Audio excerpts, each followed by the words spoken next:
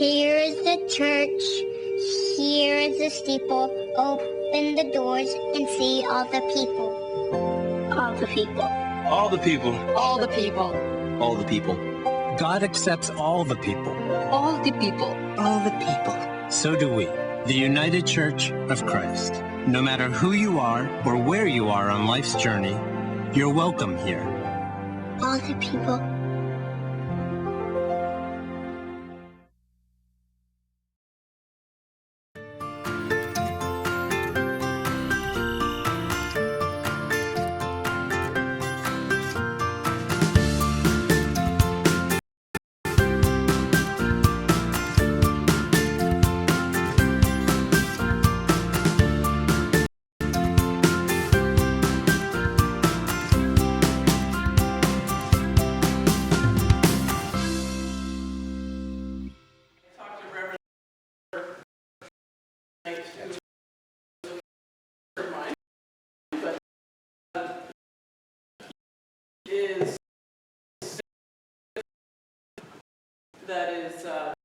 It's basically the inclusion of folks of all sorts of abilities, meaning folks with mental health issues or physical abilities. So maybe I'll just pass the motion. Folks can grab some, just pass them that. But this is a September event in Hartford, and so if you'd be willing to share those with your folks, that would be great. And since some of us are in the Mystic area, I'm just going to lift up the Mystic Area Ecumenical Council is going to be doing a series on mental health issues, finding support, because we've been doing a series called Cultivating Compassion, doing some different topics. So if you are in the area and you'd like to come read, if you're not, we'll make sure you learn about the programs we're offering in the fall. And I think there's contact information on that about how to find out more. So thank you for your indulgence.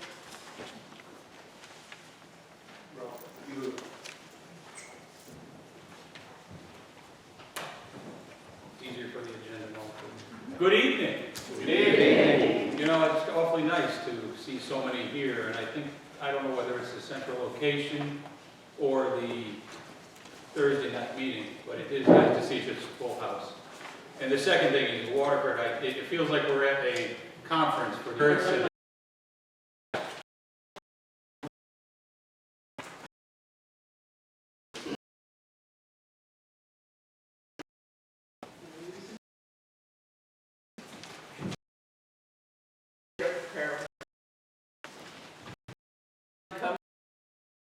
places, and in all our experiences of life, and your to once on us,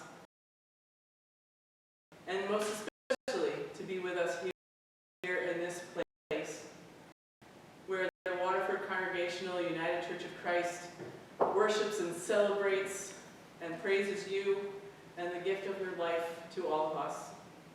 So we ask that you be with us in our deliberation, in our questioning, in our wondering, and in our celebrating as we come together as your beloved children and as your church.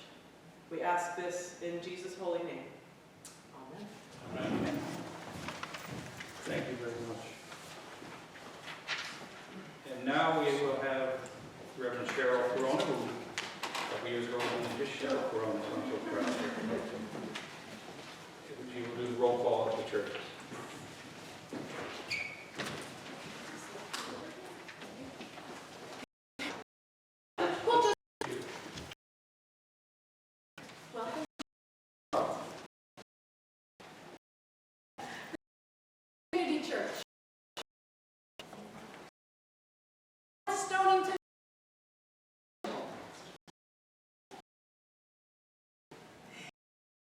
Norwich.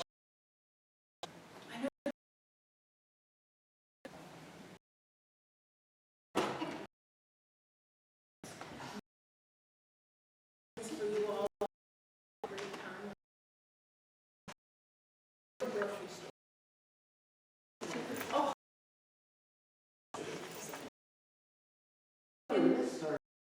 what she does as she retires.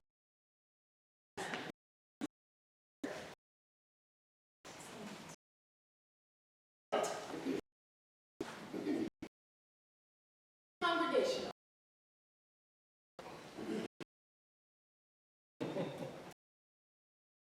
Sue would be here, but she first. Bill. Waterford.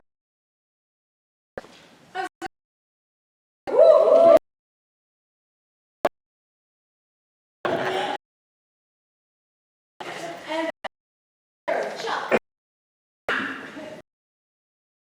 Welcome. Obviously, amazing for this year meeting.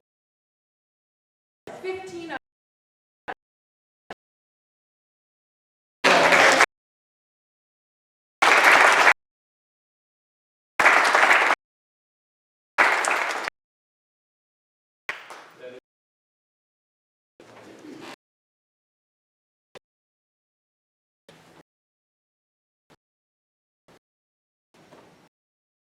Acceptance of the agenda.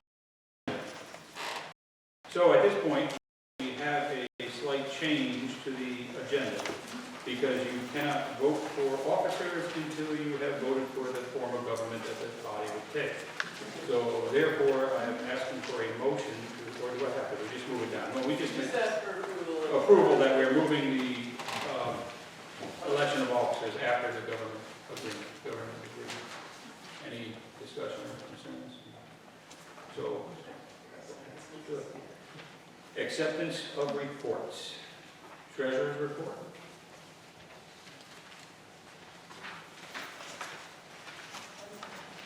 The treasurer is also the registrar, which needs to take notes. So just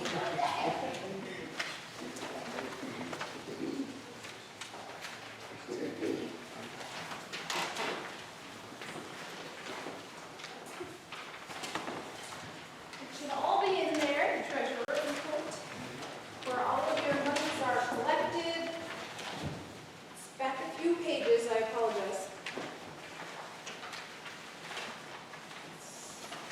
Page 13.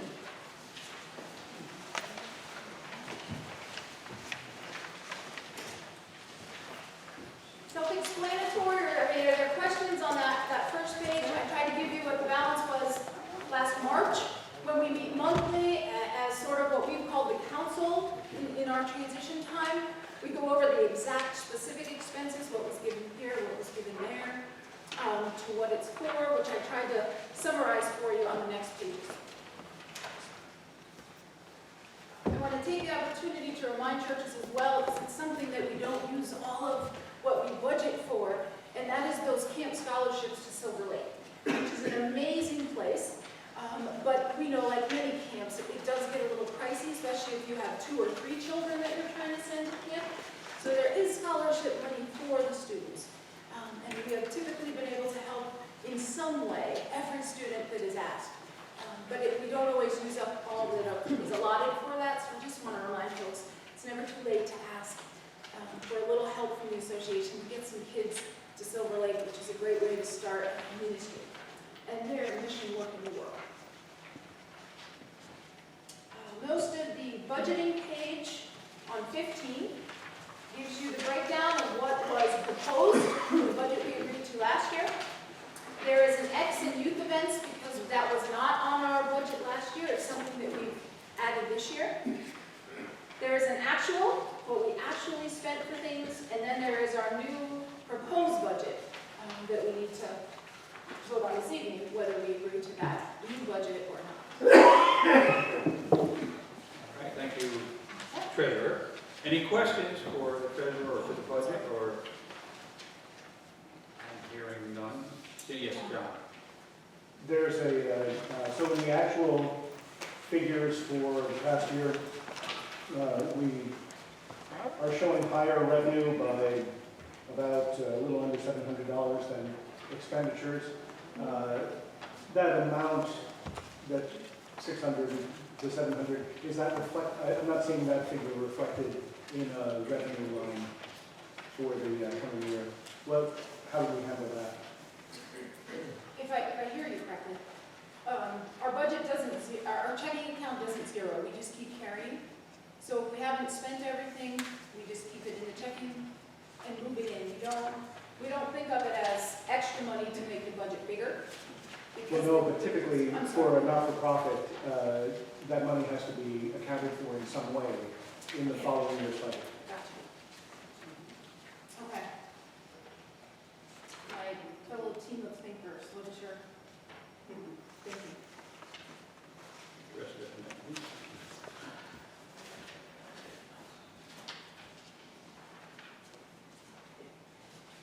Yes. My guess is that this has happened for several years, and that there probably is an accumulated surplus that has been accumulated over. So it will be difficult, I think, unless we just started today, to say, okay, this is included under income, surplus from prior year or something like that. But I think, I don't know. All I know is that it takes a lot to get them to spend a nickel, so it's not, when we sit around that table. It Yes. does keep tricky, so I am definitely open to that. If we can come up with a way that we'd like to see that wording or see it going forward in our, Could we simply add a line under revenue of prior year balance? yeah, I'm all for as simple as can be, so absolutely. Should we entertain a motion, just want to put it Yeah, out but next we'll year? put the motion, We need to just in go case for the motion on we've got that? it, because we need to vote that the budget in. Who is the scribe? Right now, I'm just writing. We just have a motion to include the line, you said prior year balance? Prior year balance. Prior year balance, okay. To the financial, do you want on the budget line? Yeah, the budget line, right, on the budget. On the revenue line, on the The actual, revenue. the actual line. I just want to make sure we knew where we were putting it, so, in the revenue line of the budget, so. Do I have a motion? So moved. I'll second. John and John. Okay, thank you. And this year, the number will be 647.78. Any further discussion? All in favor? Opposed? Okay. Any other questions?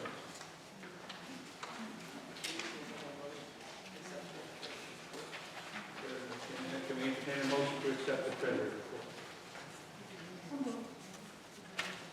That was Ann Oliver. Seconded? Seconded by Molly. Further discussion? All in favor? Opposed? Carried.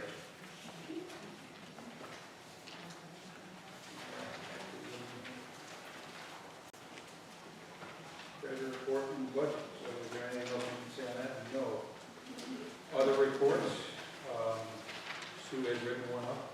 I want to take this moment to thank Sue and the Committee on Ministry for it's been an honor to be able to sit there and watch them work and to sit there. No, seriously. No, seriously. No, to see what they do and the opportunity for the ministers come through and talk. And it really has been eye-opening. Anything you want to speak to your report? I don't want to speak to my report, but I would like to at least introduce and welcome officially, and hopefully I get everybody, somebody's got to nudge me if I forget someone. We have some wonderful new clergy who are in our midst. Candace Whitman, Fisher's Island.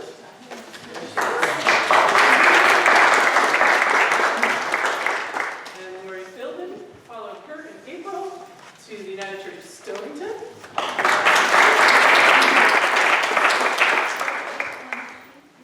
Just raise your hand, Lori, because not everyone's seen you. We're standing about. And Sean Fisher, who is the new pastor at Rock.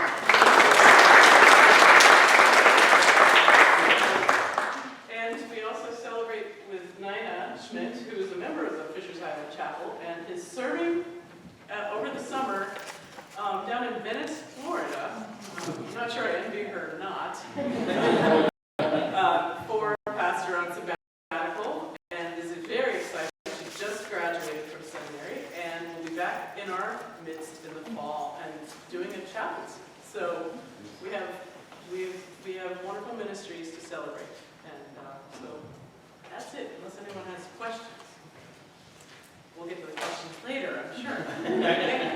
Thank you, Sue, and thank you for the work that you and your group do. It's amazing. And you talk to members of discernment. We've had 3, and now we're down to 0. It's something to keep in mind as you look inside your congregations and think about it. We need to continue.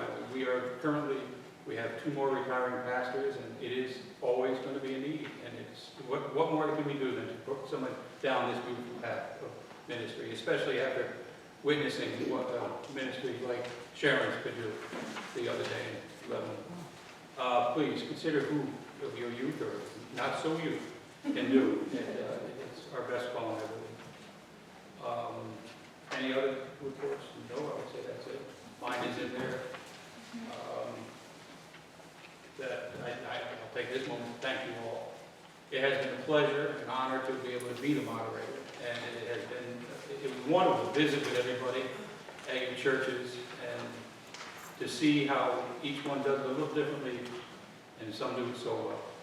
But thank you for that.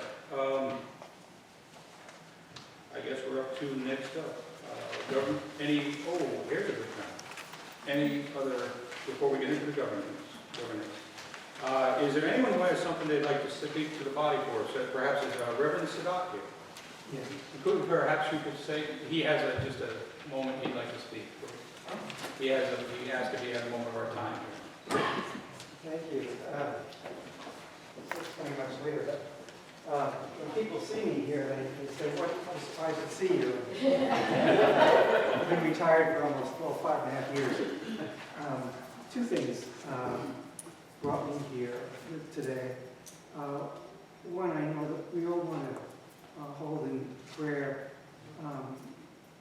South Carolina, Charleston, but also because we are a church, a great church that advocates for the good. And President Obama said it today, we need to advocate for same policies regarding gun control in this country. And 90% of people want background checks, and yet we still can't seem to move it in the legislature. And I think as these things occur, we really need to have our voice heard on this, not just in prayer, but I think also in the public sphere as well. The other item which I came to talk about and ask for if anyone's interested in helping me. The past 3 years I've been very involved in trying to get legislation passed in Connecticut, similar to legislation that's in Oregon about compassionate aid in dying. And even though 2 out of 3 people in Connecticut support this kind of legislation, we haven't been able to get it out of committee, first public health and then judiciary. And one of the ideas, I worked with a national organization, a volunteer, called Compassion and Choices, and they have a statewide coordinator. And one of the ideas we've talked about is, because the Catholic Church is against this, that there are many progressive voices that really are for compassionate aid in dying, and that if we could have, we're doing this on the medical side with doctors who are signing a letter to support this, if there are clergy in the state who support this, to show that this is not some religious issue, it's a compassionate issue. It's an issue of conscience, and people can feel differently on both sides of the issue. And we respect people who feel differently than we do, but we need to have our voices heard if there's going to be change. We know that social change comes slowly. So that if anyone is interested in this and would like to help with this effort, please see me after the meeting. And where 2 or 3 people start something, a difference can be made. And I'll talk more about what the legislation, not here because I don't want to take up too much time, but I think it's really an important piece of legislation that we can help people who are suffering near the end of their life. So thank you for your time. Thank you.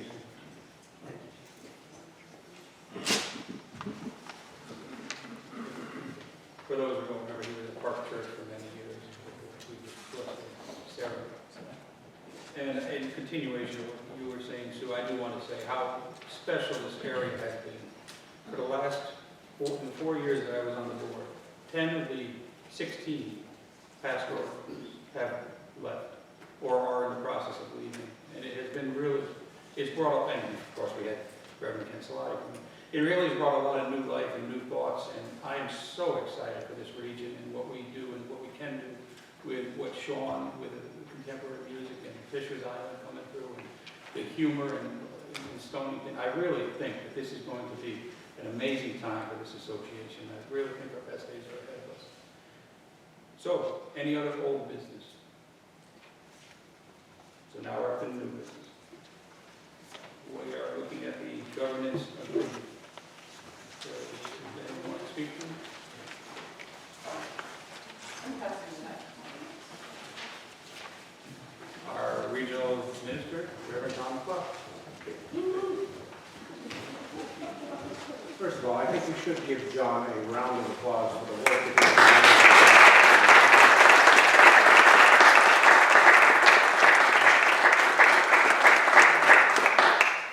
And second of all, I want to say that we will be saying farewell to 2 pastors, and that's it. Just plan to stay right where you are and be remarkably content and creative, okay?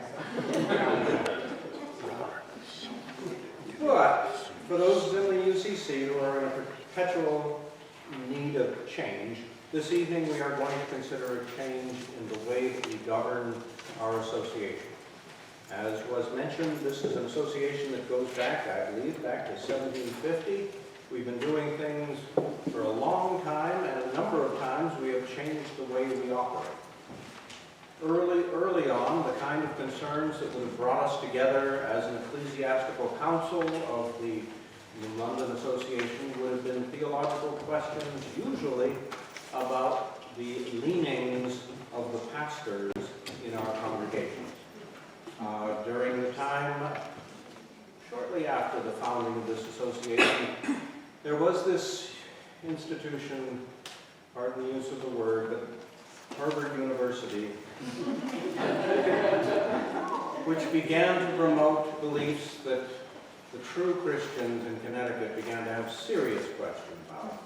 And one of the primary roles of the association at that time was to review the credentials of anyone hoping to occupy a pulpit in our churches, and that was a major focal point, a major reason for getting together. Over the years, though, this purpose of an association has changed. It grew during the post-war era dramatically, as did the denomination of the United Church of Christ and the focus on beyond the local congregation. There was a time, and some may be able to remember it dimly, when the United Church of Christ called itself a couple of different names. Back in the congregational days, there was a national body, there was a state conference, and there was an association. And we were organized in a federal system that was very productive. We had different departments. If you had a Christian education program in your local church, you would look to your association for training of the teachers who would be trained by the conference in the use of materials that were produced at the national level. And we all used United Congregational materials. And it made a whole lot of sense, and it was sort of a pipeline, and everybody was sort of nationally had its department very much like the state, very much like the association, and like the committees in the local church. And it worked just fine for many years.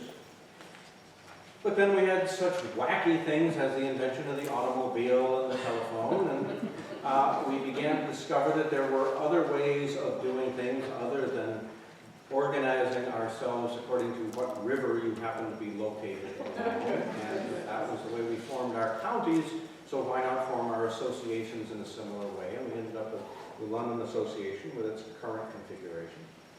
But over the past 50 years, the expectations of our national denomination, our state, and our association have changed a bit. And if you were to be a collector of bylaws, I would worry about you.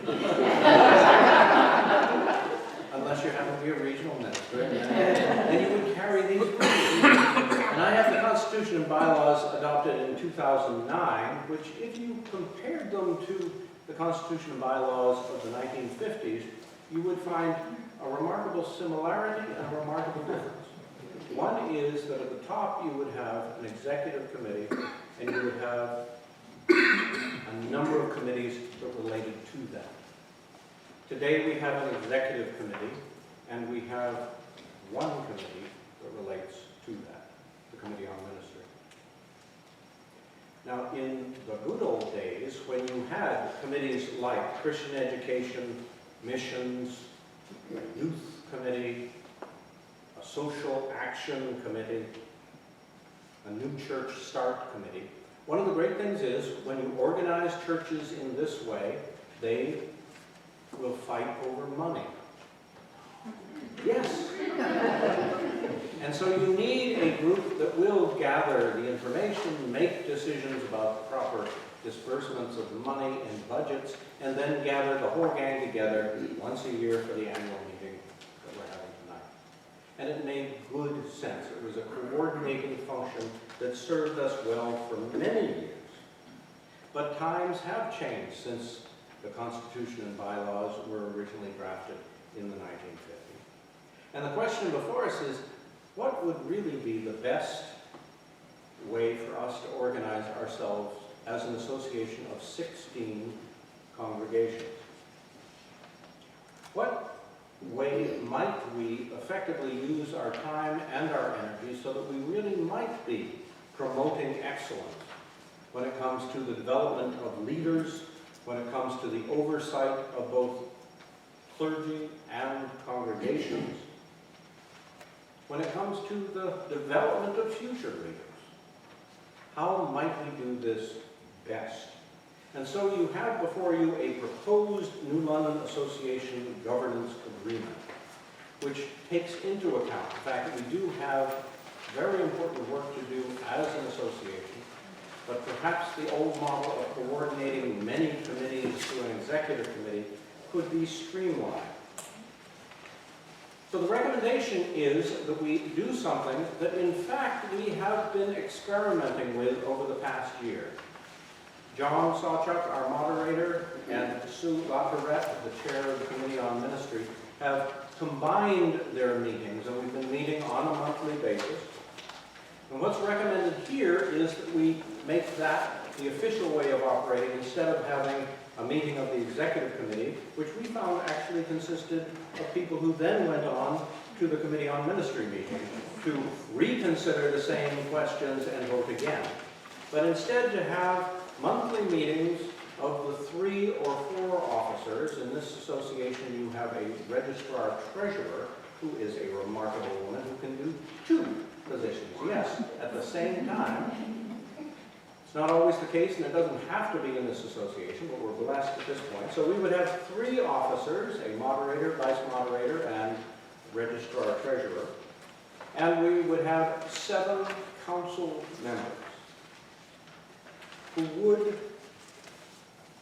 meet monthly and on a monthly basis have the registrar report out to all you delegates the minutes of those meetings, which we have not been currently doing. We have been waiting in great anticipation to find out just once a year what's been going on. Now this year we have had a trial run and it has worked remarkably smoothly, and we will have an opportunity for folks to make comments about the experience. But let me also mention that this is a change in governance that has been in effect in 3 other associations here in Eastern Connecticut for the past 2 years. They did take exactly the same step, and we actually have the chairperson or the moderator of the Tolland Association here who could testify, or not. But what we do have had and propose to make the official way of operating is to have gatherings of clergy and lay members on a monthly basis who make decisions about the ways that we might perhaps more vital. We have as and stewardship this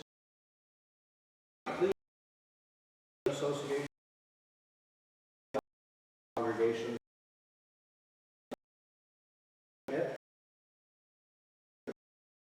continue to wide celebrations of isolation, and we all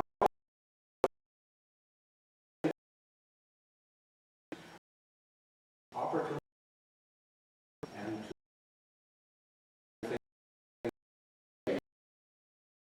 we do have does have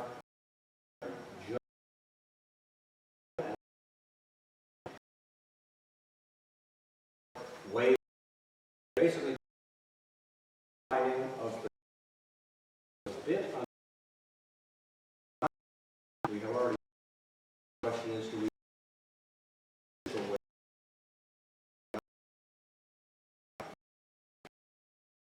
the other if that's and London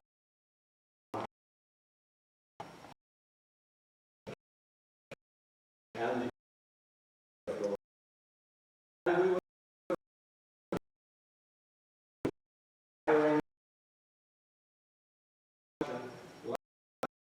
to see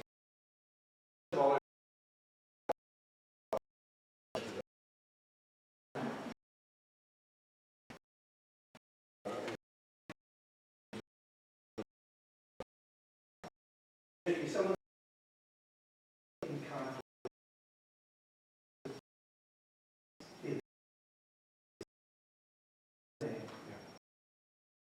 Law is actually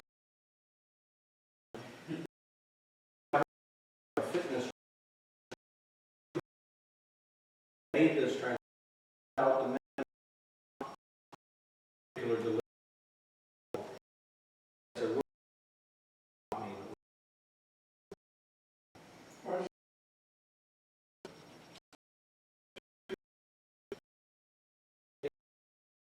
Exactly.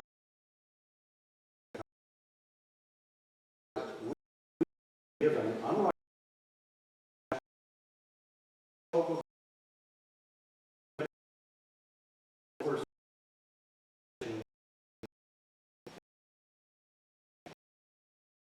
but that set up responsibility.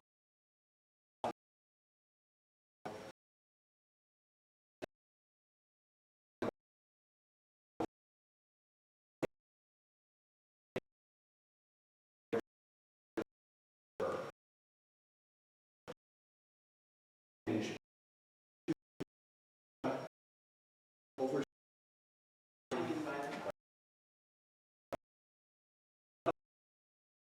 Minnesota.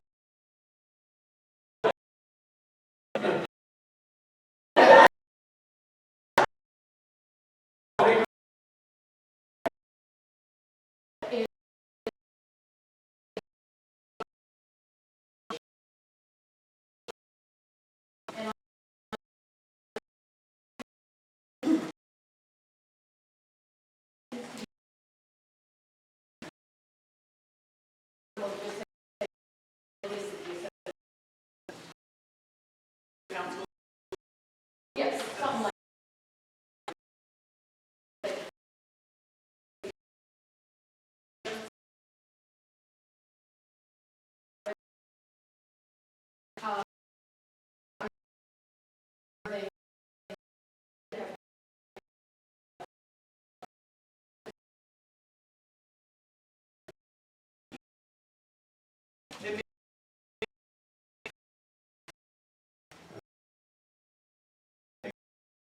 Why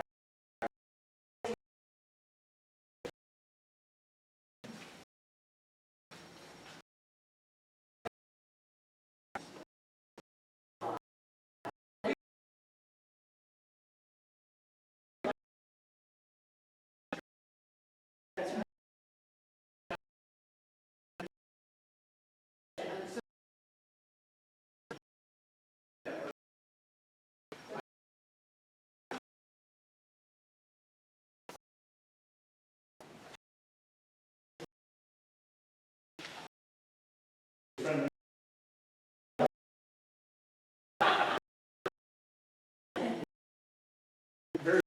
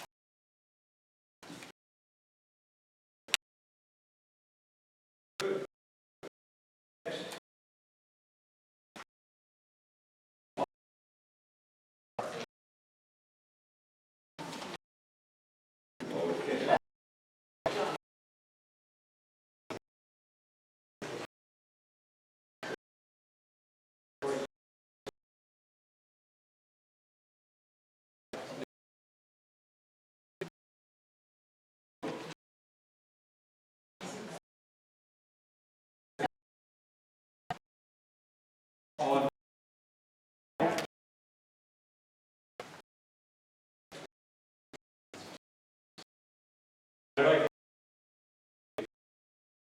is I think the big Christ talked to me, gave me confidence. Along came our thank you to you for having telling me to step this out, and I do appreciate that all.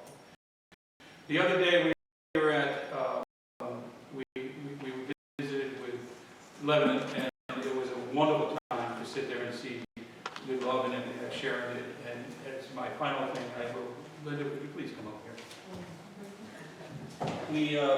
Linda is finishing a long stretch with Franklin and Colchester Federated. Between the two of them, I believe it was 28 years. We don't need to say 24 years, and we felt that we should do something. So we honored. We gave a gift to Sharon, and today we are pleased to present to Reverend Linda Barnes this gift. And I want you to see this. I did not wrap this. I went to the important thing was to have someone, so I went to the Deacon Emeritus of your church and had her wrap it. Of course, that's my mother and made it easy. Please open it and I'll read the inscription on it if you'd like to. And as the London Association. I just don't say paper. No, you're downsizing. Yes, you're downsizing. It doesn't make sense, but it is a picture of the New London Lighthouse. What more fitting? And it's signed by Diane Tyler, the artist, who says, what this says is, presented to Reverend Linda U. Barnes, a leading light throughout the years. The New London Association, June 18, 2015.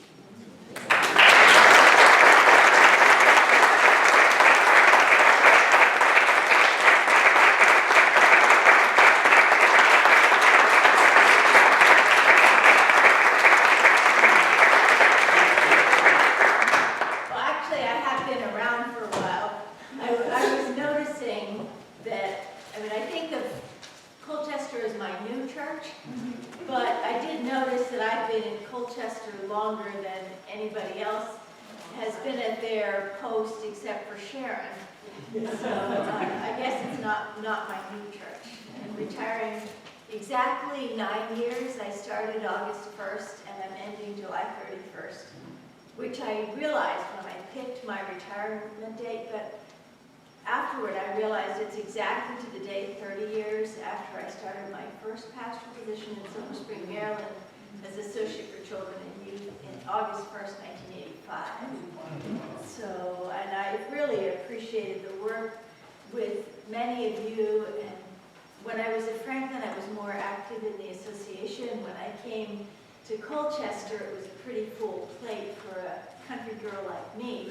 And I stayed on the Committee on Ministry till my term expired, but I handed the chairmanship back to Mavi's capable hands. So, and when all those other committees you talked about, like nominating committee, youth committee, I forget what it was called, but it was sort of like a church life committee, and we had pulpit exchanges, and we recognized people in their ordination anniversaries, and the scholarship committee, which now is $24,000, and they're working with John Marcure, who is a member of the Franklin Church, to establish that, and how happy he would be to see these many years later, and John worked with him in doing that too. So I'm trying to get used to the fact that people say congratulations on retirement.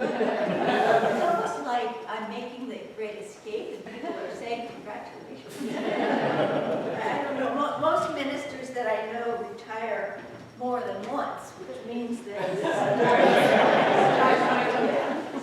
but I just downsizing, yes. I think I have about 20 stalls, so I'm sharing 3 of them. This is one that has part of the old Red Cross on it, and Kristen Poirier made it. She gave me her extra stalls before she moved to Idaho. And this is one I got from Lebanon that is a communion one that was from a workshop in South Africa, supporting people involved with AIDS, and this is another of Kristen's, that's Pentecost one. So if I have, they're for fairly tall people, but you could have somebody shorten them. I've given Cheryl, They are for tall people.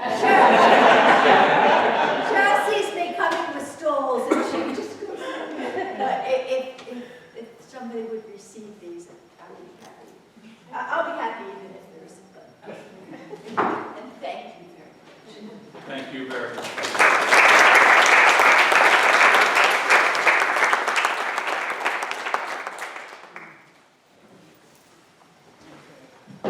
So the slate is someplace in there.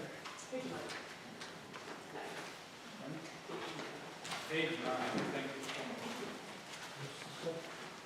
How's that? Very good. Okay, so we are going with slate A or slate B? Slate A. Slate A. We'll go with slate A. So ignore the one below. Here we go.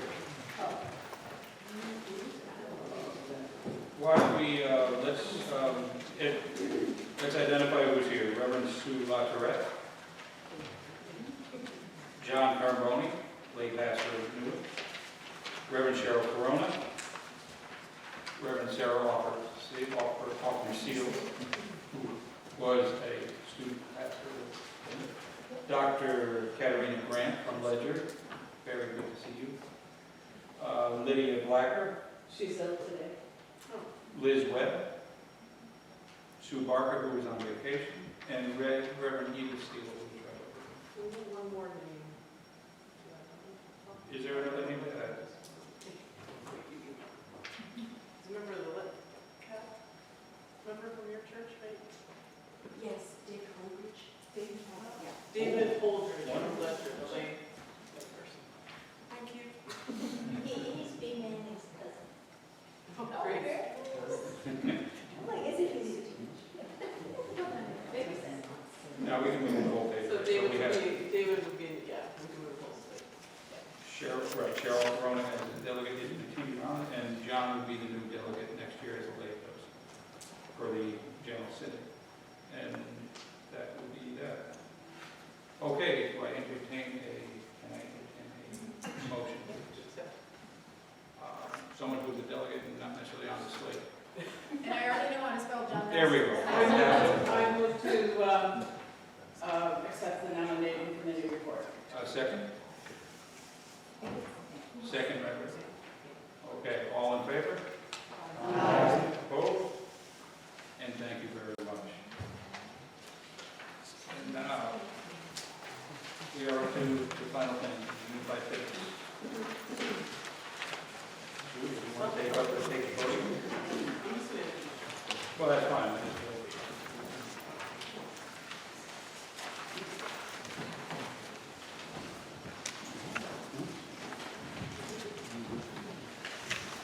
Before we move on to this, I just want to add my thanks to John Sawchuk, who has prodded us and encouraged us to always consider our young people, and I hope that he will continue to help with the youth events as time goes on. And just thank you for your passion and your commitment to not just your own church, but to the wider United Church of Christ. So please stand.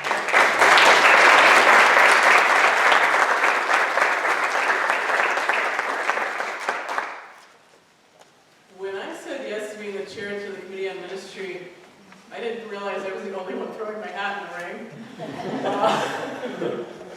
Having served on a couple of other committees and other associations, I knew it was only time. So I'm very honored and humbled to be able to serve with you and for you on the committee. And as part of my role as the chair, I attend the State Committee on Ministry meetings, which are usually hotbeds of discussion with lots of opinions flying back and forth. So, and we don't ever really come down and agree on one thing. And Chuck can attest to that. But so one of the things we've been talking about for at least a year and a half, 2 years, is the idea of a unified fitness review committee.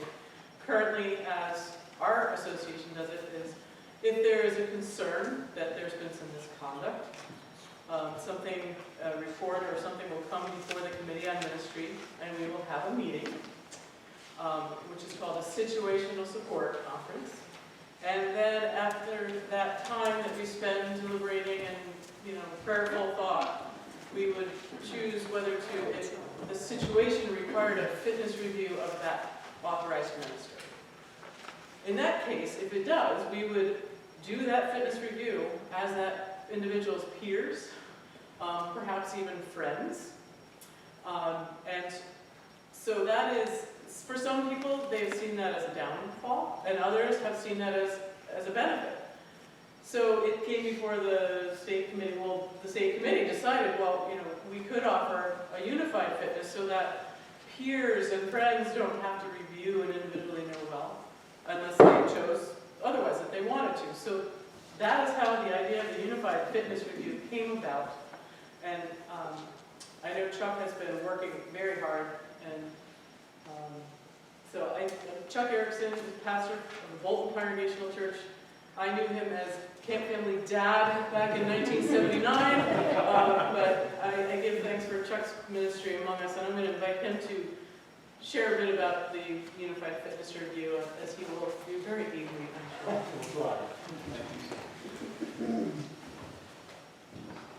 Well, thank you. I appreciate being here. And before I start with this, I can tell you that my association, the Talent Association, has had a combined Talent Association Council, as you just voted, and combined the executive, well, we have an executive board and committee on ministry.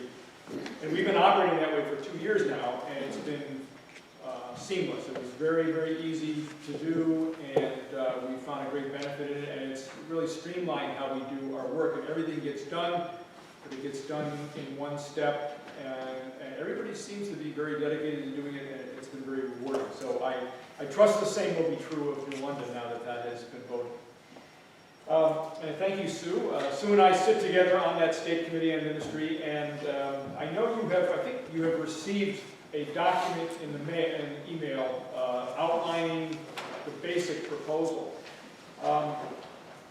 Maybe you can tell you a little bit about my own experience. I have been on a committee on ministry or a council 3 times in my years of ministry, and in the last 10 years or so have participated in 4 different fitness reviews As Sue mentioned, the association has that authority over authorized ministers to monitor and oversee our fitness, and when a concern is raised, it does come to the association for review.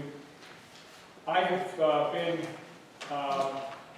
a support person for a congregation where a minister has been under review. I have been a support person for a minister who was under review. I've been a support person for the person who brought the concern about the minister. And I have sat on a committee as we have gone through a full fitness review, actually more than once on that. So out of all those experiences, I did volunteer to be on the state committee ministries subcommittee to put together the United Fitness Review proposal that you have, I think, now received, and some of you received by email earlier. For me, one of the concerns really was about collegiality within the association. I had twice out of those 4 instances experienced a situation where the ordained minister who had been reviewed was found to be fully fit for ministry, but had gone through this very arduous, very emotionally draining procedure and found to be fit, but just felt very alienated within their association, felt that some of their own peers, people that they had been in a great fellowship with, gone to clergy lunches each month and things like that, felt very hurt and very betrayed in some respects by the people on the council or committee on ministry that did the reviewing.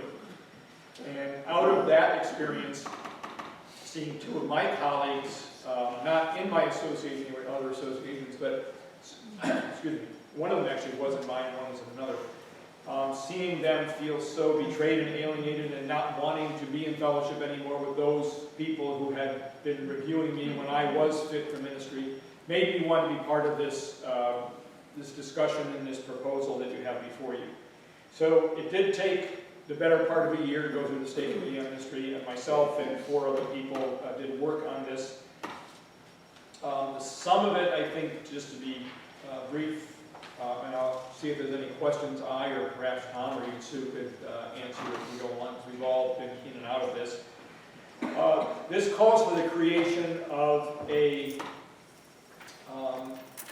committee that is apart from any one association. Actually, I was going to say comprised of.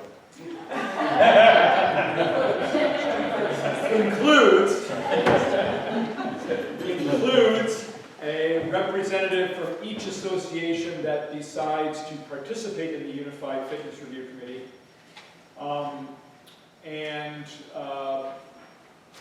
Those people on the Unified Fitness Review Committee get specialized training in how to handle a fitness review. When an association would decide that a person's ministry is subject to be reviewed, that Unified Fitness Review Committee and the conference would gather and would begin the process of examining the person, collecting data, and interviewing people, and coming to a decision ultimately about whether that person does remain fit for ministry or needs to be censured or have their standing removed. There are 5 different outcomes that can happen as a result of that. And then any program for growth that is required following that, the Unified Fitness Review Committee would also follow up on. And the association from which the minister comes is required to accept that all of those decisions of the Unified Fitness Review. So once an association agrees to become part of the Unified Fitness Review process, and a fitness review takes place, the association no longer holds authority over what happens to that process from that point on. Is this clear? Yeah. Okay. It's not always clear to me. Actually, it is clear, but they're trying to just get it all in here so the high points are hit. So that's one of the key things that I started to think about as we went along, is that brought back all my seminary days in polity and everything else about, okay, the association is now basically abdicating the authority to pass judgment or come to a decision about this person, and is that something that the association should do? It's a very big relinquishment of authority that has always been within the association, at least as far as I know. So that was one issue that came up as we went along. Another is the issue of whether associations have any less or greater or less ability to work through a fitness review than a separate unified fitness review committee. When associations call to do that, the members on the council or committee on ministry would have changed over time, and not the same people who might have experienced it before would be there.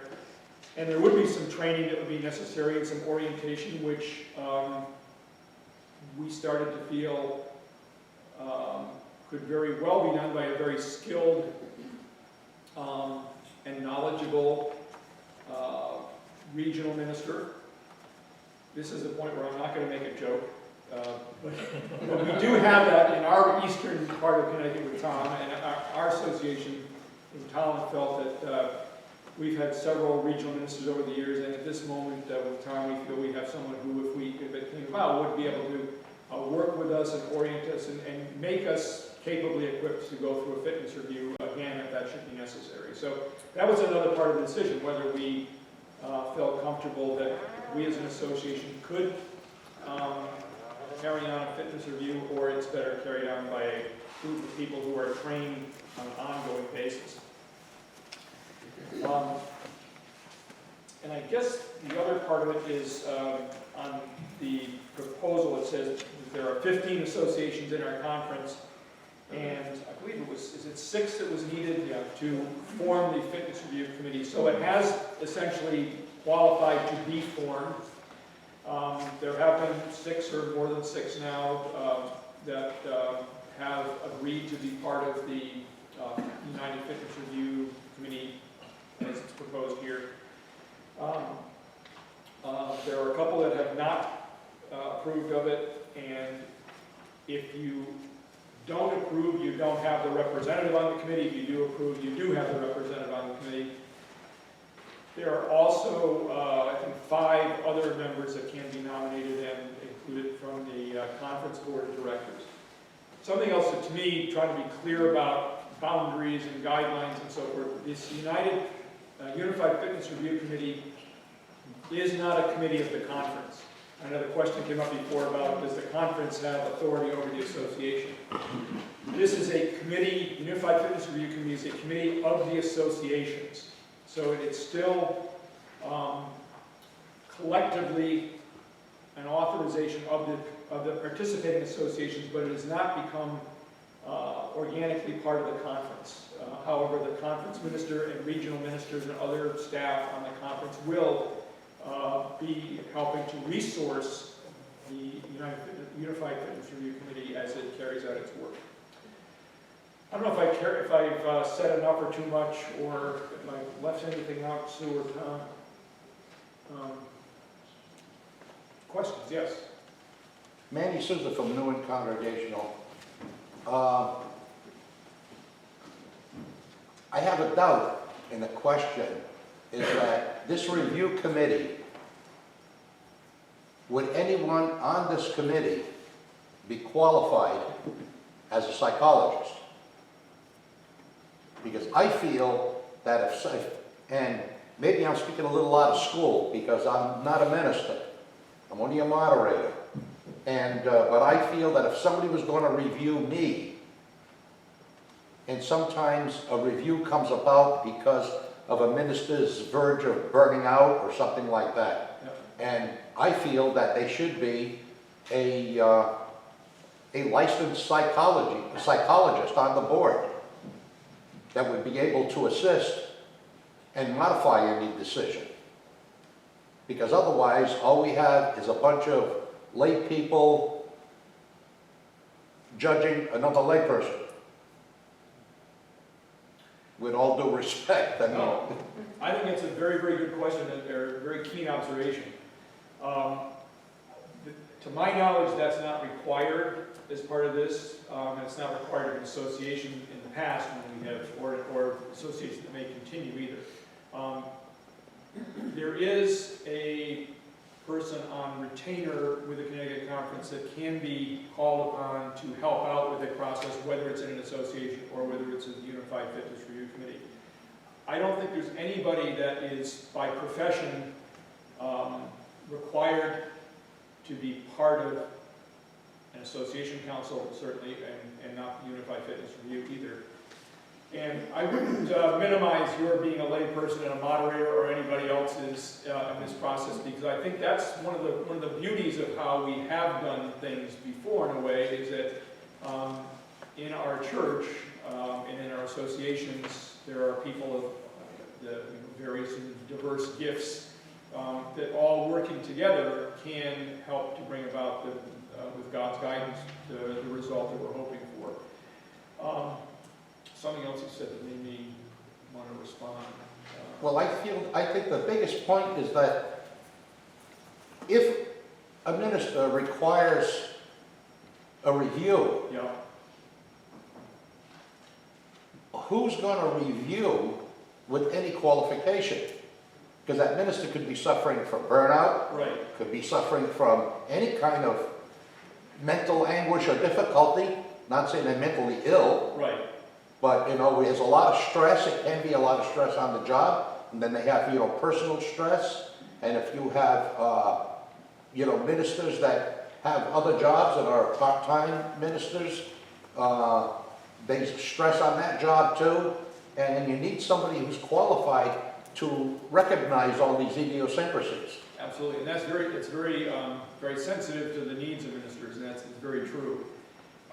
In my experience, at least in one, maybe two situations, the person who's on retainer with the conference has been called in the course of a person going through a program of growth, and been there to help them, to have sessions with that person, help them understand whether it is, as you say, burnout or some psychological problem, and even other referrals beyond that have taken place. So that already is part of the process, but not as a member of the committee, but as a consultant or a referral that happens when someone's fitness is called into question. So Because you mentioned yourself about someone who had been reviewed and then no longer wanted to associate with his peers. Right. Because he felt hurt and distraught. Right. And already that's even at the added stress because of the review. Right. And those people that I was referring to had support available to them. So it isn't such as like in court where you pronounce judgment on somebody and then they go off to jail. It's a decision is rendered and support is provided along with that decision. There might be, we might say someone doesn't seem to be completely fit for ministry at this point, but we're not going to hang them out to dry. We're going to help them become return to a fitness and fullness of ministry. So that what you're asking for, I think, is definitely going to be part of it either way, whether it's with the Unified Fitness Review or within an association. So another model. Just a couple of times when I was chair and we had to do reviews here, we had response team people who, Yep. and they, several of them were qualified counselors, and they were the ones collecting the data and bringing it to the committee. And I noticed in this new model, they would then become a part of that committee. In the old days, they just brought the information and left. Yeah. But, and I don't know who else is on the response team in the state right now, but there's very special training that you get to do that kind of job, collecting it, so it's very neutral. I wonder if it would be helpful to clarify what fitness for ministry means. And having not said, I don't know if I can actually enumerate it myself, but we pastors do have a code of ethics that we are to abide by. It's pretty long. It hangs on my wall in my office. But those of you who've done the fitness reviews may want to at least maybe elucidate some of that. I'm not doing a good job of that. Well, usually when a complaint comes, it's because there has been at least one allegation of severe misconduct, whether it's of sexual nature or financial nature, something serious enough that I suppose suppose it could go to the legal court, but this is totally separate from legal action. It's well, basically calling into question whether someone has such severe character faults that they do not belong in a position of ministry. And it may be, as you said, there are 5 outcomes that can happen. It may be that somebody is just not realizing that they're doing it. Oh my gosh, I didn't realize it. You know? Yeah. Or it could be that somebody is actual sociopath and is, may come across as very charismatic. But other people, and that's where you do have to have some professional training to help recognize that. So you have a good point. I think sometimes though within an associations committee, you also can find that you might unknowingly have the resources available to make a very fair and well-reasoned and kind and loving decision. In one that I'm aware of in my association, we actually had someone who was retired as a human resources professional in one of the state universities. So that person brought some very unique skills for having been in that profession, which don't automatically translate into understanding ministry, but the experience certainly was very helpful. So I think when you gather, like you have now, a New London council, among those 9 or 10 people, you have people with a variety of experiences in the workplace and in churches and in other organizations that I think, and also just personal skills and personal gifts that God has given us, that with the right guidance of someone like Tom or another regional minister at some time or in another association, I feel that, I guess I'm left with the feeling that we can be as an association just as capable in working through a fitness review as a unified fitness review. So I'm sort of giving away my feelings after having been through the whole process of creating this and saying, okay, we've got this, but I think in both instances there can be the right collection of people that can be fair and just and come to a good decision. Yes? I think you used the word aggregate, the association's responsibility. Yeah. I was thinking, isn't it more of delegating? The association is delegating this unified committee, unified review process, rather than doing it individually. And the things you were saying in the beginning, your experience of how hurtful it was to have their close neighbor, and that maybe it would be a little more impartial if it was on a broader geographic basis. I'm wondering, John or somebody mentioned if we voted in the combining executive committee and committee on ministry, if after a year we didn't like it, we could vote back again. Is that true also of the unified council if the association votes to delegate our fitness review responsibility to unify to participate in after a year or a few years, it didn't meet the association's expectations? It could be, how is that handled? Is there kind of a time frame? The answer is yes, and it's also possible for this association to vote no. There are already 6 who will start it up, and we could a year from now gather and say, that's such a great idea, we would like to join in, and we would be set. So yes, we would have the option to opt in or opt out. The one thing we don't have is the option that if a fitness review, we opted into it, if the Unified Fitness Review Committee comes up with a decision that as a committee on ministry we find absolutely groundless, we cannot say we reject that. Part of the understanding is, should we vote yes to the Unified Fitness Review, we would also be voting on changing the bylaws in a way that would say we are giving that power. We will respect the authority that we have chosen to give them. But in that case, the Unified Fitness Review, the local committee of ministry wouldn't have access to the contents of it. So we'd just be guessing in the dark. So a local committee would just be, if they had the option, oh, you don't like that outcome, but you wouldn't have known all the steps to arrive at it. I think maybe an example of something that might leave somebody uncomfortable or a local association is, say, Unified Fitness Review Committee says, okay, we believe that this is so egregious, we are terminating the ministerial standing of this person, and the people back in the association say, whoa, it didn't sound like it was that serious to us, but we got to live with this now because we delegated or abrogated, however you want to say it, authority to the Unified Fitness Review. So it's a risk either way, I think, in terms of that. And I think you can look at it as delegating. To me, I guess I just had it pounded in my head over the years about what we were talking about before, the association, not the conference, not the local church, not the national body. The association holds this dear authorization for ministers, and if we say it's going somewhere outside of our association, we've made a big decision about that. I see him. Just let me answer one other thing, because I also, you mentioned about moving it to a location where the feelings might not be as strong and as personal.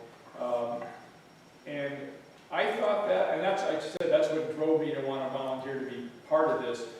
Then as we went along, I thought, well, the other side of that is that less personal, more objective, perhaps centralized Unified Fitness Review Committee also doesn't know that person in a very personal way and may not understand why some things happen, or may not realize that that person's always been a little awkward, a little weird.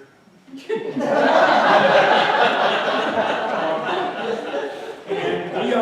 we understand that that person wasn't doing something in order to transgress someone's personal boundaries or something. It's just that they were off a little bit. So you've lost the subjective, personal side that also sometimes might be useful.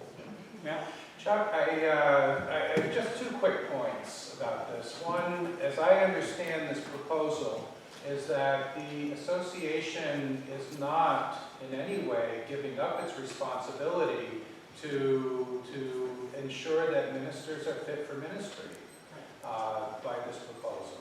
They are indeed delegating it, just as a larger committee on ministry would delegate that responsibility to a few members if it was a busy committee on ministry and they needed to ensure that the review got done.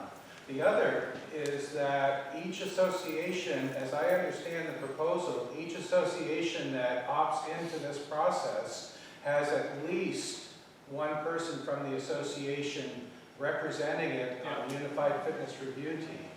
And that's part of what's baked into this. So at no point does the association give up its responsibility to ensure that that authorized ministers are fit for ministry.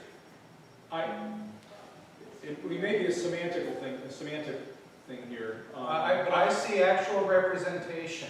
I see. I see that the association's dealing with this responsibly and ensuring the best possible fitness review, rather than saying, well, you know, Chuck. We all know how Chuck is, and maybe he just put his foot in his mouth. So this, I think it gives both the person who's had an allegation brought and the association pooling its best resources the opportunity to offer an impartial review. Let me try to be real specific about what I was trying to say, because I think you're right about that. I was trying not to say responsibility or power. I was talking about giving up, for maybe a better word, the final authority about what decision is made about that person. So instead of it within the bounds of New London Association, it goes somewhere else where there's a couple of people from New London Association, but the New London Association at that point gives up the right to challenge or question the decision that's made. So that's whether you feel comfortable with that or not, I think that's something that's important to know about. I don't know whose hand was first. You want to fight it out? I have a very basic question. This is all new to me. I never heard of this until I walked in here tonight. Okay. What constitutes grounds for bringing allegations against clergy? I think normally what happens, and maybe Tom could tell me if this is correct or not, or I might have something better to say about this, but usually what happens is someone who feels wronged in some way, or feels that a personal boundary has been transgressed, or, as Mommy said, a financial matter or a matter of sexuality, this person has taken offense at that and usually contacts someone in the conference office, either the conference minister's office or a regional minister, and says, I want to bring charges against this minister has done this to me, and then the conference staff will contact the association and say there's been a concern raised about the fitness for ministry of this person, and it could be something. Those are I think the two obvious ones are sexual misconduct and financial misconduct, but I think I've seen situations and heard of situations where it's been just a matter of not sure what someone said when they talked to me, and it sounded like they were saying something that I didn't like. I mean, sometimes the concerns that are raised are not what we consider an egregious thing, but they all go through that channel and then come into the Racial discrimination, that comes to mind because of Charleston today. yeah. I think it could be in a congregation. I think someone could say, the minister has shown discrimination against me. Yeah. An authorized minister has shown discrimination against me. Yeah. I don't know. There's not a box in which all these things fit, really. Okay. And Sue mentioned the code for the minister's code for conduct or ethical conduct in the manual of ministry of the manual ministry. Yes, Ian? My question is really a very practical one, and that is the existing burden on associations now. Yeah. And there are a whole bunch of associations, and then there's this one unified Right. committee, and has there been any thought given to what kind of burden that one body may have, given that it used to be spread out on associations? That's a really good question. I think I have some information about that might be helpful. And I can testify that it is a great burden on Associations Committee on Ministry, because I know there was one in our association several years ago that went on for, I think, a year and a half or 2 years. They were meeting almost weekly at some point, and there were people in discernment at that point. There were other ministers coming in to the association seeking an installation, and it was just an incredible burden on that association committee. What I've heard is that the number of fitness reviews being initiated has gone from a high of into double figures, I think, in the back 10 years ago, or the last 5 or 10 years, into what works out to maybe one a year. Actually, I did request that data because I thought someone would be asking. And we have done fitness reviews the way that we're currently doing for about 15 years. So I asked for the data going back 15 years. The first 5 years, in 2000 and 2005, 2004, was in the state conference. There were 11 fitness reviews. Now that was a time when we were just ramping up the practice, and a number of those were reviews of behavior over the past 25 years. But we just had not had a process that could address them. The scandal of the Boston Archdiocese had broken in the news. There was a much more heightened awareness of boundaries and the danger of stepping over it. So there were 11 in the first 5 years. The next 5 years there were 7. The past 5 years there have been 4. And one of the major differences over that 15-year period is that we, in a way, did make the rules much more clear in 1985 when we came up with a ministerial code of conduct. But we did not have a really good educational program until the early part of this century, and I think we're seeing, when clergy are educated from seminary on up, that there are a number of expectations. What I experienced in the early cases was no conflict over facts. At the end of a decision, the person who had the charge brought against them would say, I don't dispute anything you said, I did all of that, but I do not see where I did anything wrong. And there really was a culture shift that did happen, and it was clarified, and I believe we're seeing a dramatic drop. So if you take that statistically, we're talking 2 in the next 5 years, but that's not. And that's throughout the whole conference. And there will be none in the eastern region.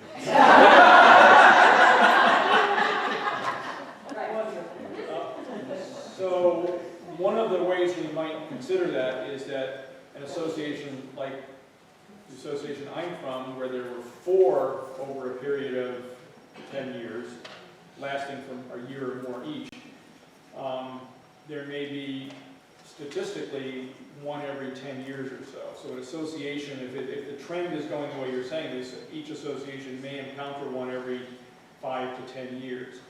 And the Unified Fitness Review would encounter one once a year or a little bit less.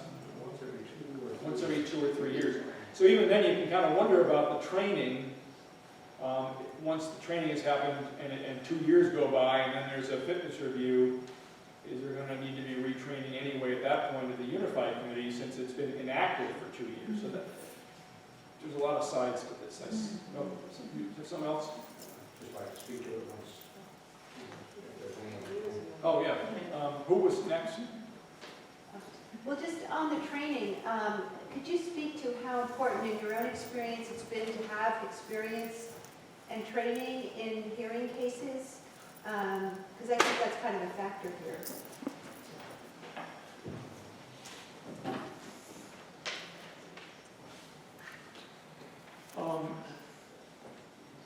When I worked with my whole committee and my association on one, I think that the training we have been provided by our regional minister has been exceptional, and it has worked very well for each person on the committee, and there was fair unanimity of perspective on it and outcome.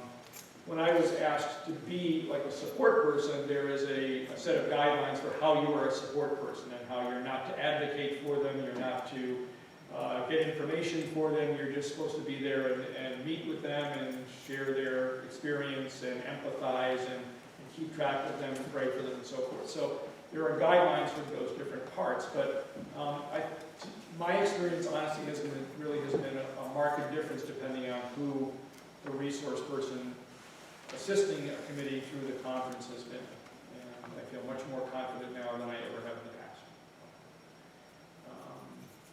Yes, Chris.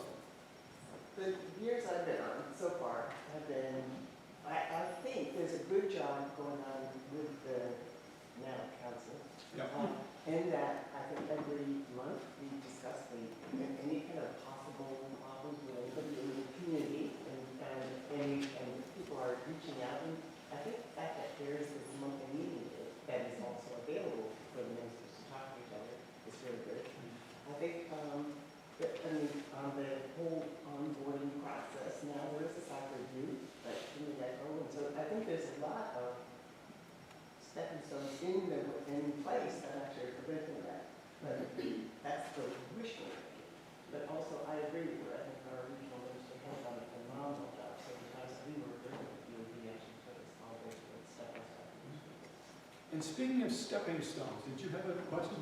No. No, I thought I saw your hand up. No, but I was going to say, I think boundary training has helped too. And it's very proactive, and we're all sort of now understanding what abuse of power is and the distinctions, and I think betrayal of trust. I think the better we understand those things and we more proactively take care of ourselves. Yeah. In terms of stress and burnout, and the more we share best practices for doing that and encourage one another to do that, the less you are going to have to deal with this kind of thing. Yes. In the proposed plan for a Unified Fitness Review Committee, when there's a complaint made, would the local association council decide whether there was enough evidence for a fitness review and then have it go to the Unified, or would the complaint go directly to the Unified? Okay, I'm going to try this and you can correct me if I'm wrong. When that channel of information happens, when the person raises the concern, it goes to the conference office receives it and brings it to the association, what's that document? The anonymous complaint. So the local association, in your case, in the London Association Council, just newly created, will get a document that outlines the concern that is being raised, and the names are all taken out, so it's a story about someone who did something, but without names, and the committee then sits and says, well, does this rise to the level of calling for a fitness review? And the association council at that point has the authority to say, yes, it does, or no, it doesn't. If it says, yes, it does, then that then leaves its authority, then goes to the authority of the Unified Fitness Review that carries it the rest of the way, and the local association or committee on ministry or council no longer has any part in that other than to receive the final result at the end. Is that close, Tom? Wow. You're reaching. No, not good. Too weird and awkward. I think it's a great idea. And one change I did notice is if there is an appeal, and it's always been, if there's an appeal, it can only be on the process, not on the facts. But I remember there was discussion about the committee on ministry made the decision, and then they were the ones who would hear the appeal. No. But now it's different, and I think that's a better idea. That if there's an appeal, then the local association, as I understand it in the document, would, the council. But only on process. Only on process. Not on the outcome. But still, that's two different bodies upholding the process. Yes. I just wanted to say one thing. This is sort of like watching sausage being made as a layperson. But I'm so glad that this is being thought through and talked through. And to all of you that do serve as ministers in churches, I just thank you for your service and thank you for bringing this information and using it in your experience. It is a tough thing, but it's a very real thing in our society today. So that's what I have to say. I like to just add that from the layperson standpoint, going through, sitting on the committee on ministry from the moderator's chair, you learn so much and you do get a whole new appreciation of what you folks on the committee of ministry have done and what the ministers go through. And the process is good. And this is a tremendous board that we have, and these people are dedicated. So either way, however you decide, thank you for those comments. Thank you. Yes. Good evening, everyone. My name is Liz Curcio, and I'm the chairperson of the Deacons at Waterford Congregational Church. I would like to just tell you from listening to your discussion, first of all, I'm advocating for you to accept this as a possibility. You were talking about a system of checks and balances.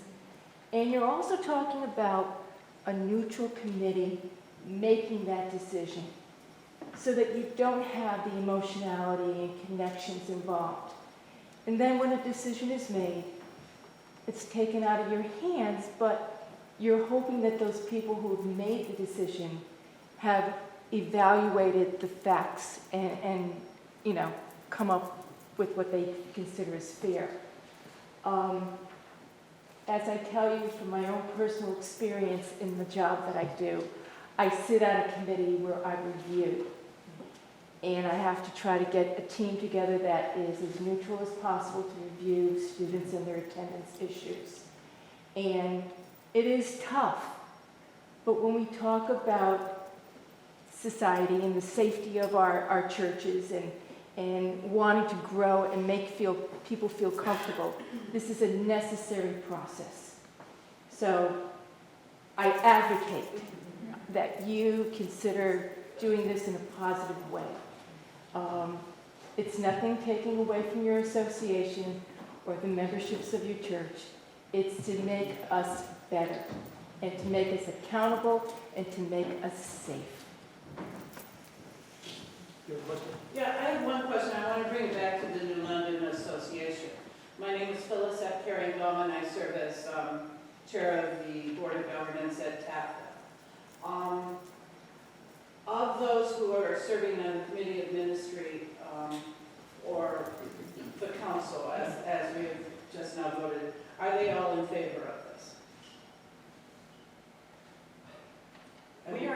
We are in support. We are supportive of it, but we did not vote on this because it is not up to the Committee on Ministry or the Council. We believe that. Yeah. Those people. We all over the last year and a half, we've had some similar conversations to exactly what we were talking about tonight.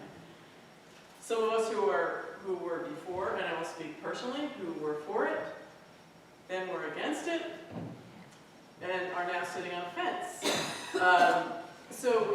We see the pros and cons. We all experience that same idea about the personal connection, the concern for the individuals we work with.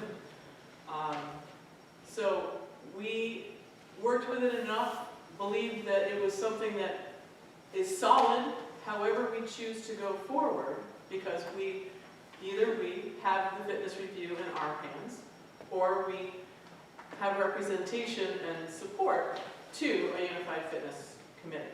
But we believe it's our association's decision. And so I actually would entertain a motion to accept the unified. Tom, do you have a question? Or? I'd just like to speak to it. Yes, please do. Unlike normal people, I do spend a great deal of time dealing with fitness reviews and have over the past 15 years. And unlike my colleagues, there are 4 of us in regional ministry here in Connecticut. 3 are very strong advocates of this proposal, as is the conference minister.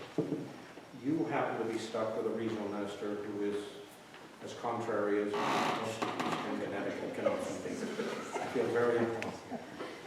But I do want you to know that this is the minority opinion, but for those of you who are sitting on the fence, having spent a good deal of time with this proposal, I've heard 4 major arguments being made for why we should move towards a unified fitness review committee. The first one is that it will provide that impartiality that will make for a more just decision. That you will have people who are not involved in the life of these people, and they will be able to hear the facts and make an objective decision. And that argument is one of the major reasons why this is coming before you tonight. What I would just ask you to ask yourselves is, what are we talking about here? And we are not talking about a court of law. If a crime is committed by a pastor, that pastor will be reported and that pastor will be tried in a court of law. The question that we have is, how do we maintain standards of fitness so that we might have the churches safely and properly served? And I think that involves more than the question of justice. And I'm very concerned, having been involved in many fitness reviews, that when the narrow view is taken and justice is the only concern, we stop being the church. Because the reason I love the church and the reason I have served the church is because it's one of the few institutions that is grounded not just in justice, but as much in compassion. And I think it's one of the huge strengths that is frankly overlooked in this proposal in a quest for objectivity. I really do think that familiarity breeds compassion. And I think those members of an association committee have a much greater chance of knowing more about a situation so that they might indeed experience what we call compassion and provide compassionate judgment. The second argument that I have heard, and was in some of the materials that you have seen, is that there's a concern about confidentiality in fitness review. Of course there's a concern about confidentiality in fitness reviews, and it's one of the greatest stresses between the committee doing the deciding and the local churches who want to know everything and frankly can't. We're still suffering that after most every fitness review. Confidentiality is not being breached, though. That's not the problem. Our local committees have not had a problem with confidentiality. In fact, saying that if we take it to the state level, we will have a greater chance of confidentiality, I think is an insult to those who have served on committees on ministry in local settings and have proven themselves. Third, one of the major, I think, most seductive and attractive parts of this proposal is the efficiency and the expertise argument. That we do fitness reviews in clumsy and sloppy ways, and we shouldn't. We have learned how to do fitness reviews. I've seen dramatic improvement in procedures over the past 15 years. It used used to take a year, sometimes 2. Now if we go more than 4 months of the agony of being in limbo as a clergy person, that's almost a crime against the clergy. We have moved towards a much more effective way of doing this. And the question I would raise is there a crime in having amateurs involved in decision making? If so, we have a criminal justice system, because we have found it possible to base our system on well-trained amateurs sitting as a jury in our most important criminal cases. I think that we certainly can have the same thing happening in churches. And the other part of the efficiency argument is that we are overwhelmed with fitness reviews, and we once were. In one association where I served, we had 44 students in care, and then we had fitness reviews on top of that. The solution was not to say, well, let somebody else do it. It was to say, let us find, what we used were the alums of the Committee on Ministry, who then were our jury pool that could be drawn on in the future, and the association did not give up this power. And then if you look at the numbers of fitness reviews, it is not warranted to say, oh, we need to have a group trained on September 18th so they'll be ready for the fitness review that's coming up, because there's a very good chance that we won't have a fitness review coming up. And should we, 2 years later, as Chuck has mentioned, we're going to have to retrain, because we're going to have a slightly different crowd of people who don't quite remember what we said the last time. I think just-in-time training is the most effective and has proven to be so. The problem has been, frankly, the regional ministers didn't know what we were doing. And we did a really terrible job for a while. And I think it's inexcusable, and we ought to make sure that the training is good. And finally, there's the argument of community, that if you sit in judgment of your peers who are serving in churches nearby, that it will tear the fabric of the association, and that can't be allowed. Well, the solution is, oh, okay, let's hate the conference. Frankly, enough people in Eastern Connecticut look good at that. And I think that, again, misses the point. This is not a judicial system which is going to pass judgment and send someone off to punishment. It's a decision made 9 times out of 10. It does not terminate the pastor's standing. It sets the challenge for healing, both of the victim and of the perpetrator. It sets the challenge of training and the challenge of monitoring. And who can do that better than a village? I really do think it takes a village to heal a victim and to, in one way or another, reform a perpetrator. And if we sense that that's not possible, then we get the perpetrator out, and we know enough to do it.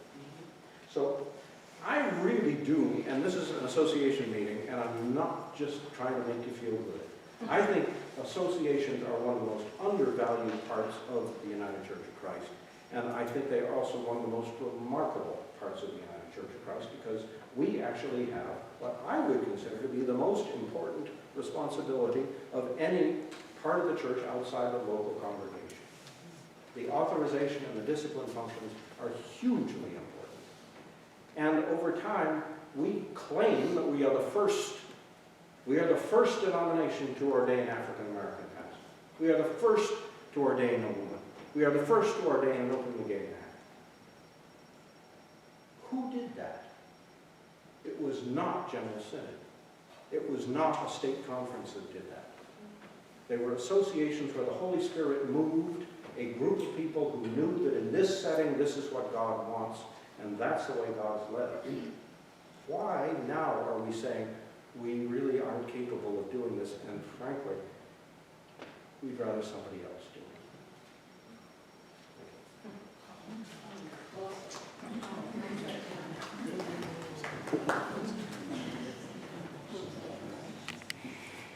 Thank you, Tom, for that passionate wrap-up. And Chuck, for your explanations, and everyone else who offered your questions and your points of view. It is in our authority as an association to choose which direction we would like to take this evening. And I'm reflecting back on what Tom said earlier about our choice of governance. We always have next annual meeting if we want to vote differently. So I would entertain a motion, and I'm going to word it this way, that to vote to accept the Unified Fitness Review proposal. So the motion is to accept, so you would vote accordingly, for or against. Do I have a motion for? So moved. Thank you. And remind me of your name. Paul, Paul, thank you. my Yes. Second? Second. Thank you, Bob, right? Any discussion, any further discussion? Clarify for me, Yes. voting yes would mean that That we accept it and that we would choose to send a fitness review to a unified fitness review committee. So if you vote against it, that means it remains within our association's purview. Okay? Yeah. I would just lift up what I think is worth repeating, and that is that we can always do this later after we watch how it pans out in other associations. What Ann said, if you didn't hear her, we can, just a reminder that enough associations have voted yes, so that a United Fitness Review Committee is going to form. So if we chose to vote against this, we could wait and see. So that's, again, that's in your, yes. Hi, my name is Judy Shimoni. I'm from the First Church in London. I'm relatively new here. I've never been to one of these. And I did not know what the agenda was coming in here, so I was listening intently in terms of what was going on. And my background is in social work. And I was on for 5 years a commissioner's commission on ethics and standards. And I just want to say this, I'll keep it very brief, that what has been presented in my experience that I had sounds like a very sound proposal. Yes. Thank you. Seeing no further hands up for discussion. I would like us to do this by raising hands in case there is any doubt by sound. So those who are in favor of accepting the Unified Fitness Review Committee as our way of doing business, please raise your hand. 2, 3, 4, 5, 6, 7, 8. 8, 4. Those who vote no, please raise your hands. There is much more than 8. Twice as many. Any abstentions? I will abstain because I'm in this position. 2. Okay. So 2 abstentions. Yes, Linda. Oh, and 3. Okay. So 3 abstentions. This proposal is not accepted by the association. We will continue in these next months and years so far to retain the authority to conduct our own fitness review. So I thank you, everyone, for really considering this, and I invite us to look at this as the months go on, as if we hear things, and we will be communicating to you how things are going in the council. Yes? Now, we said that we could vote, if we voted it in, we could vote it down next year.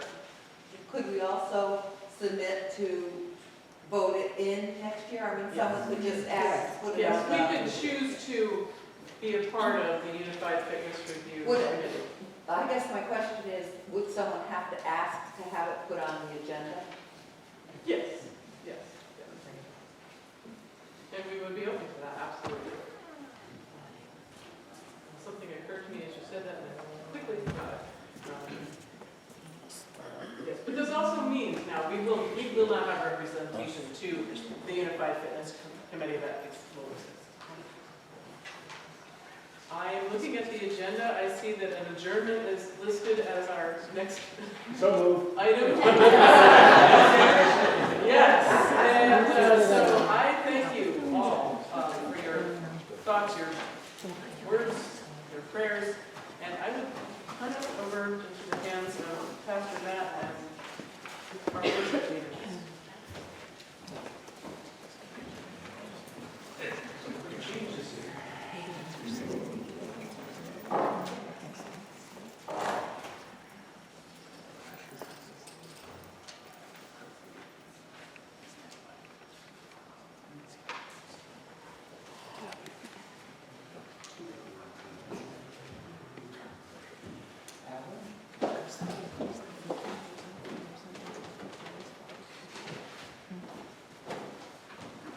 first I want to thank all of you for being here tonight, and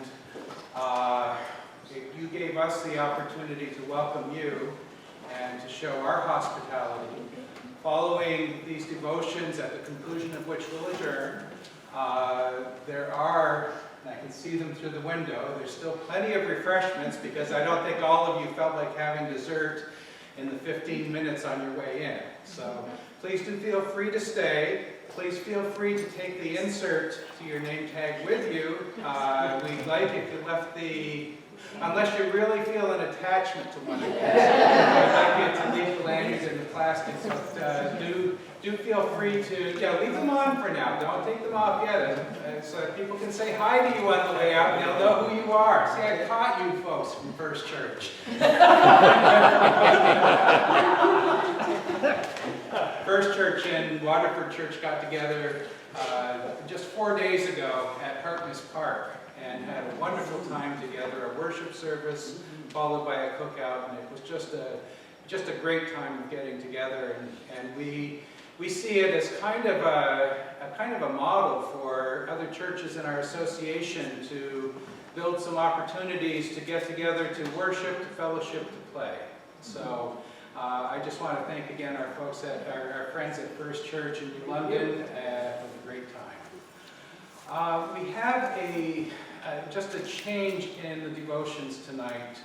I did have something that I had planned, but you've heard several times this evening is just kind of bubbled up, that the events that took place in Charleston last evening are definitely on our minds and hearts. We'll still use the same opening hymn, of which I don't have a copy, but I think it will fit with what we're doing in kind of a different way. Is this it? This is it. This is it. This is it. Do you have a lot of them? This is it. Okay. So Does anybody else need the hymn?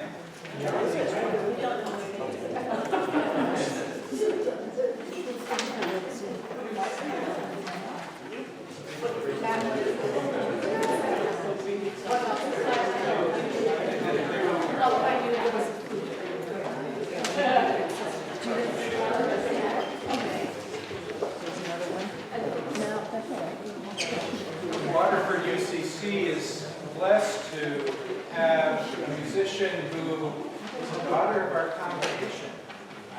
I want to say that. From the days on Broad Street, Alan Bryson Donna has been a member of our church from her very youngest days. And this evening she graces us with the harp, which she'll accompany the hymn, Gather Us In. With all who are able, please stand.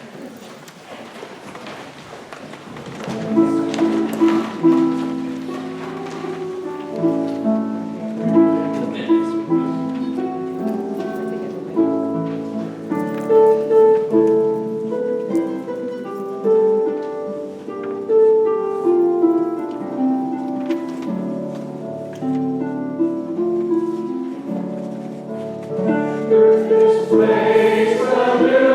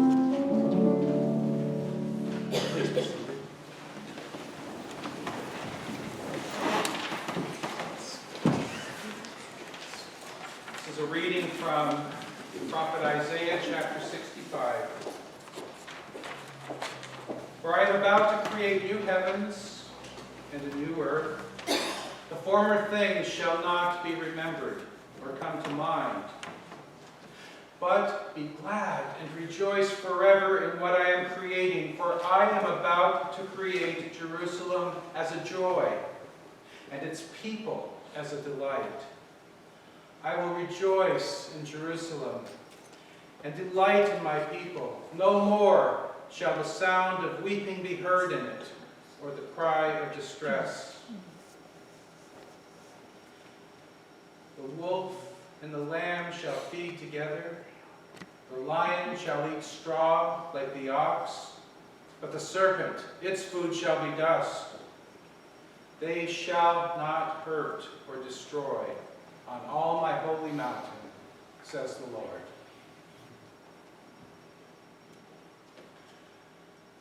I wasn't sure exactly how much attention I wanted to pay to the latest atrocity. Horrific as it is to think of a group of people gathered on a Wednesday evening in an African Methodist Episcopal church where the routine revolves around Sunday morning and Wednesday evening.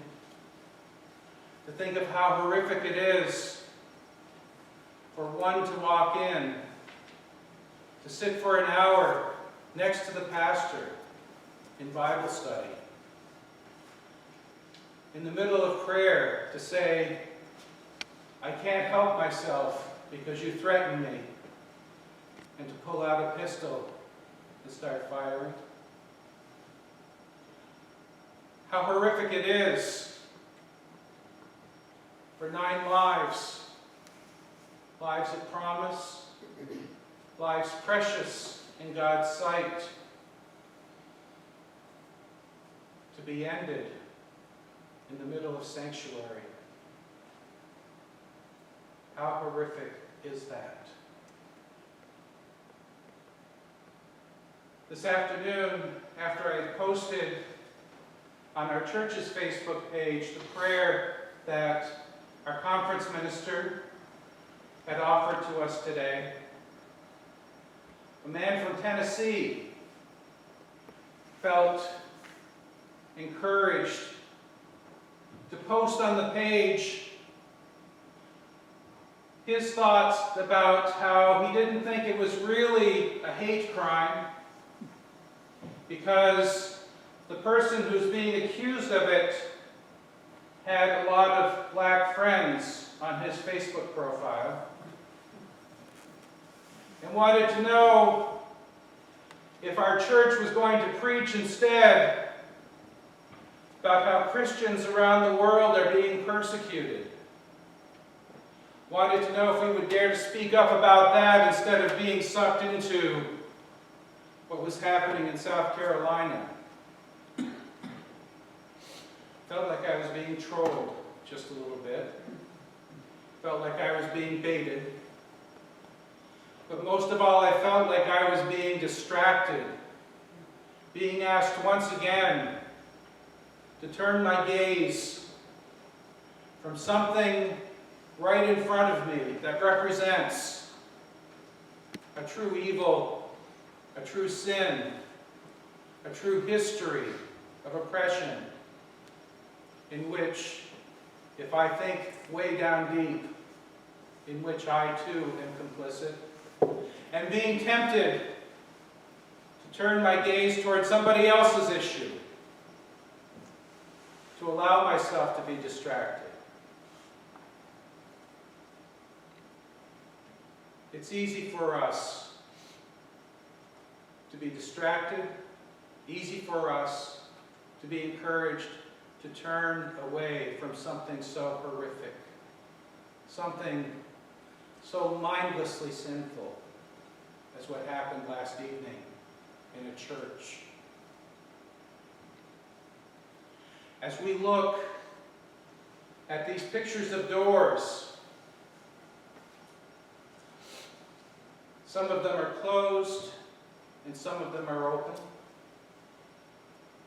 but all of them represent a welcome, represent a legacy of love and growth and pain, renewal, change, new understandings and new insight offered through the opening of ourselves to God's Spirit.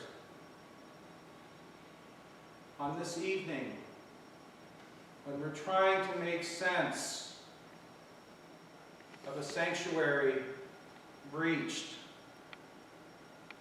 by such violence, let us not allow ourselves to be distracted by all the ways in which people would encourage us to avert our eyes, soothe ourselves, comfort ourselves, and overlook what we can be a voice of change for in the world. On this evening, when those of us who are the caretakers of these doors consider to whom they will open, let us resolve once again to affirm that all are welcome in our congregations, no matter who they are, no matter what brought them there, no matter what our life's journeys have been that have brought us up these steps.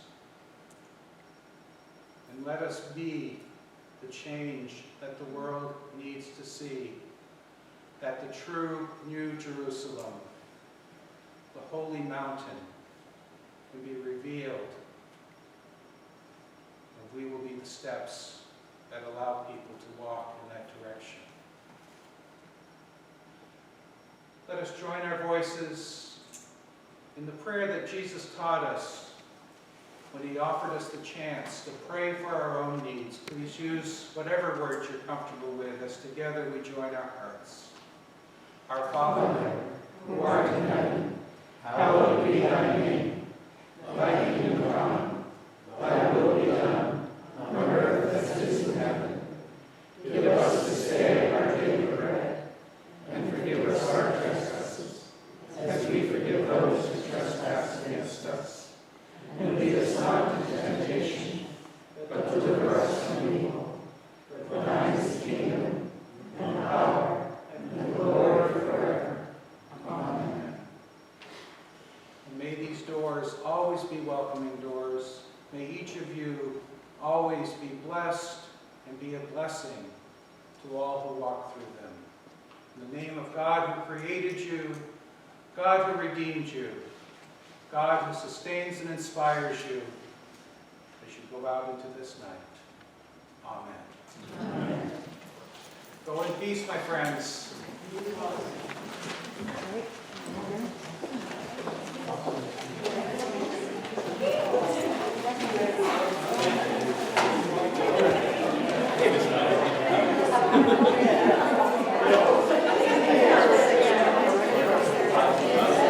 It's still on? Yep. I don't know how long he's going to keep it on.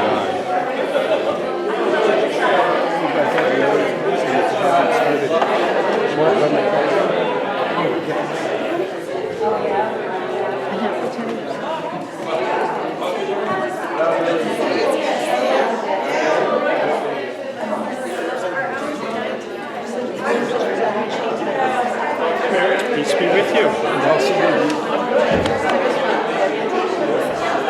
Thank you for opening your arms and the church too.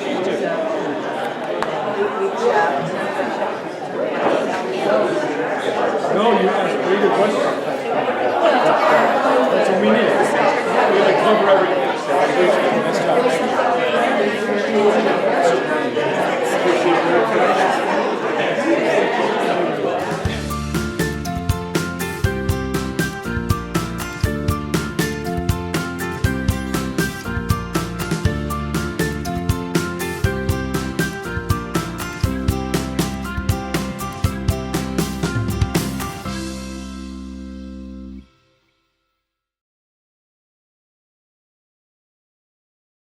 The UCC is special because it is a place where I can bring my authentic self. It's a community where I don't have to put on a facade. I don't have to pretend to be something I'm not. I think we do have an advantage compared to other denominations for youth and young adults because in my generation and the generations that have followed, it's kind of a given that you're supposed to be that having gay friends is a given, that you treat them like you treat your other friends. I think that people are sick of hearing churches that are they associate with churches as being discriminatory places. So then when they see the UCC that is an inclusive place that does not discriminate, then they give church a second chance. So we have that going for us, but then we also have the motto of we're being a still speaking church in an age that is still speaking, in an age where technology is changing so rapidly, in an age where our Twitter feeds and our Facebook feeds are always changing. The message of being a still speaking church shows that we're not stuck in the past. We're also changing with the present as well.